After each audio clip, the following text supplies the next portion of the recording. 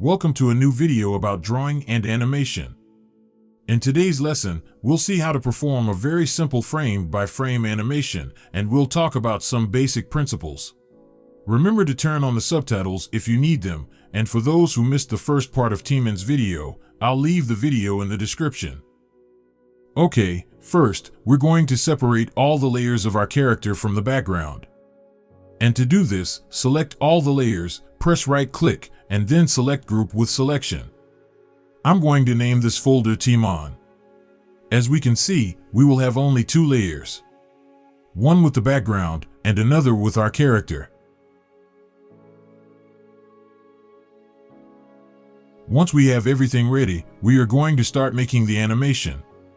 To do that, we are going to work using all the lower part of Moho, which we will call Timeline. But first, let's see a tiny but important detail. If we look at the left of our timeline, at this moment there is nothing. Remember that. Now we are ready to start taking our first steps. Let's go to New Layer and then select Frame by Frame. First, we will see that at the left of our timeline, now we have three buttons. New Frame, Delete Frame, Duplicate Frame, and a small space to work with intervals. But we'll see that in a minute. Okay, now I'm going to rename my folder. Let's call it Animation. Inside this folder, we are going to create all the movements of our character. At this moment, as we can see, if we open this folder, we only have an empty layer. We must pay attention to our Tools panel, since depending on the layer we select, it may change. For example, if we click on Timon's folder, we'll see certain tools, but if we click on the background layer, we'll see the drawing tools we all know. If we open Timon's folder and select an inner layer, we will also see our panel with drawing tools. That's why we have to remember that depending on the layer we select, the tool panel it may change. If we select the animation folder, we will again see the three new buttons on our timeline. Remember that, because we can only see those buttons once we select the animation folder. Each new frame that we create will appear on our timeline, and that is how we are going to create our animation. The time intervals will allow us to create frames with different timing. But we can adjust this as we animate, so don't worry. Let's do a test. Let's create intervals of 5, and then click on the Duplicate Frame button. As we can see, for each click, 5 frames will be added to our timeline. If we open our animation folder, we will see that for each frame we have created, a new layer will be added. If I keep adding frames, new layers will be added inside our folder. If we navigate within our timeline, each frame where we are will be indicated in our Layers panel, and that will help us to find each section of our animation. We can also paint the layers or name them. And here is something really interesting. If we paint our layers, those colors will appear also in our timeline. So yeah, all this helps us to create animations and to keep everything organized. But this is just a test, and these are just empty layers, so we can delete them. Okay, now we know what our timeline is, and we also know how to add, paint, rename, and delete frames. So, let's start working. Well, so far we know that when we create an animation folder, an empty layer is always included. But we already have a folder with our character inside, and that's the one we want to use. So, what can we do? To solve this, we just have to select the folder with our character and include it in the animation folder. You can do this simply by dragging the folder, or if you prefer, you can copy and paste it.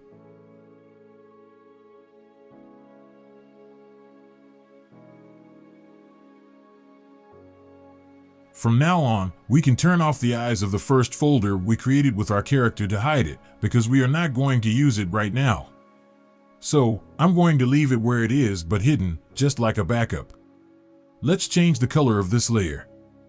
Now is when the magic begins. As we can see, in frame 0, there is nothing, and in frame 1 is our character. So now, let's just click on Duplicate Frame. Remember that each new frame means a new layer. Okay, I'm going to use intervals of 1, and I'm going to create 4 new frames. Remember that you can put a color to each frame, and you can also name it if you wish.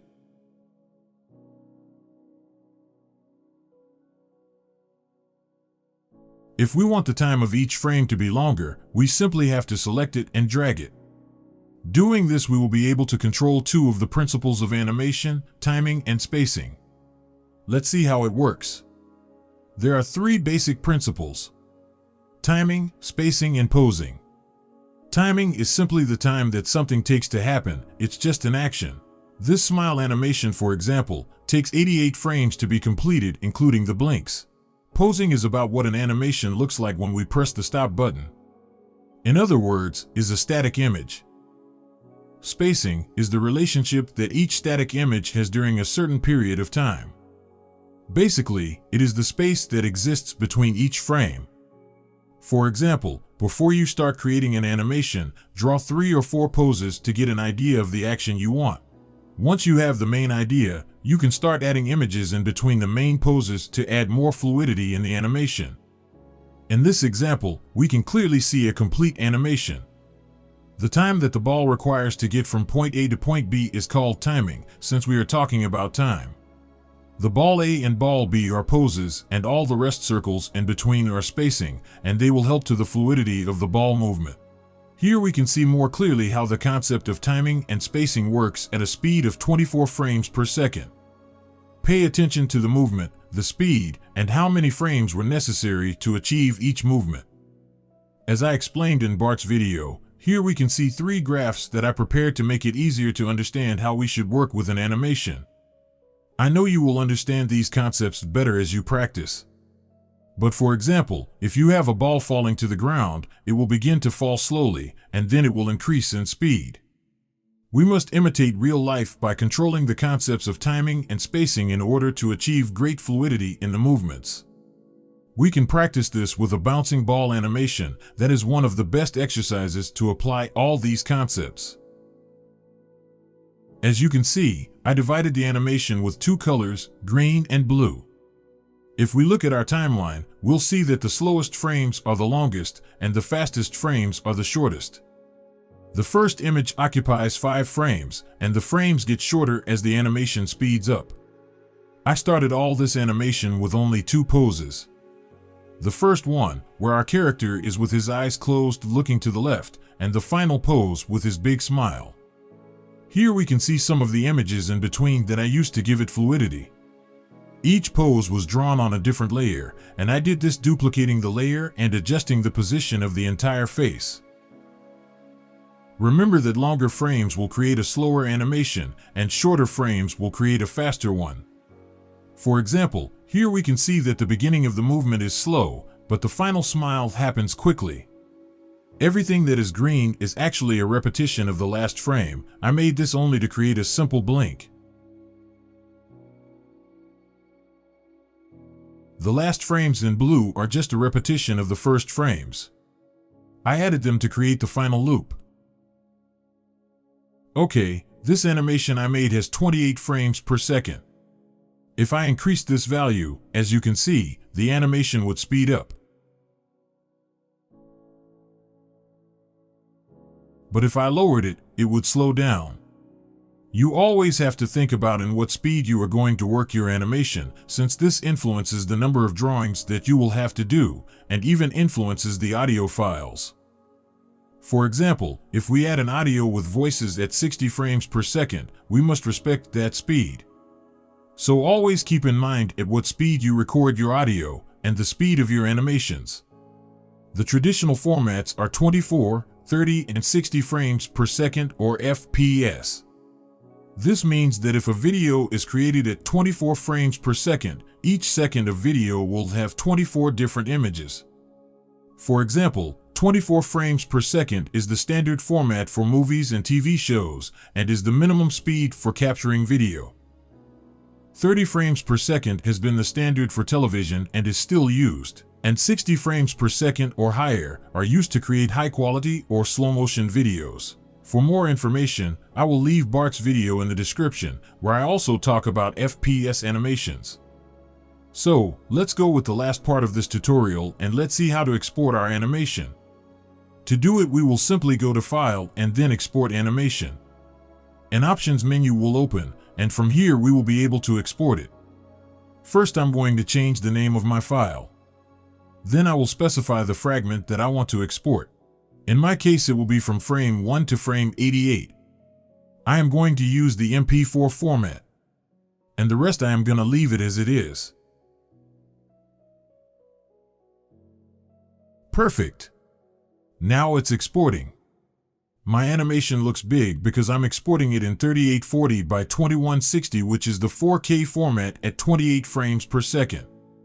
You can do some test renders at 640 by 480 or other formats.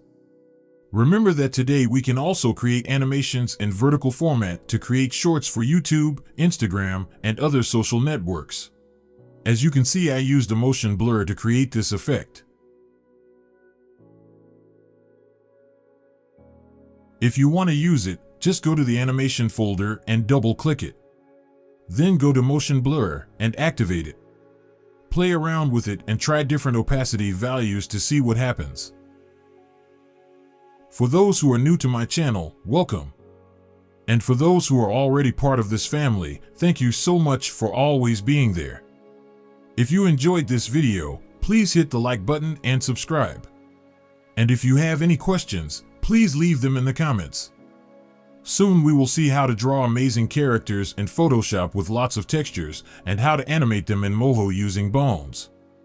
But now, it's time to practice, so I will see you next time.